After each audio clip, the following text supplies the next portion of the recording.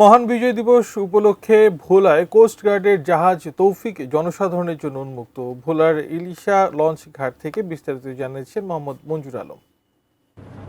মহান স্বাধীনতা দিবস উপলক্ষে ভোলাই কোস্টগার্ডের আয়োজনে একটি যুদ্ধকালীন জাহাজ উন্মুক্ত করেছেন। আজকে 16ই ডিসেম্বর বেলা 12টা থেকে এই জাহাজটিকে উন্মুক্ত করা হয়। উন্মুক্তকারী জাহাজটি হচ্ছে বিসিজিএইচ তৌফিক। তো আমরা দেখেছি যে ভোলার ইলিশা নগরীতে এই জাহাজটি এসেছেন এবং এখান থেকে ভোলার সর্বসাধারণকে এই জাহাজটি উন্মুক্ত করে দেখানো হচ্ছে এবং কোস্টগার্ডের পক্ষ থেকে তাদের যারা এই জাহাজটি দেখতে আসছেন এবং তাদেরকে এই জাহাজটির সম্পর্কে ধারণা দিচ্ছেন এবং এই জাহাজটি দেশের গুরুত্বপূর্ণ কাজে এবং যুদ্ধকালীন সময়ে যে কাজে ব্যবহৃত হচ্ছে সেই বিষয়টিও সাধারণ মানুষকে জানানো হচ্ছে। কোস্টগার্ডের পক্ষ থেকে এই ধরনের যে উদ্যোগ গ্রহণ করা হয়েছে সেই উদ্যোগকে তারা জনসাধারণের জন্য, সাধারণ মানুষের জন্য উন্মুক্ত করবেন এবং প্রতি বছরই কিন্তু তারা বিজয় দিবস আসলে এই ধরনের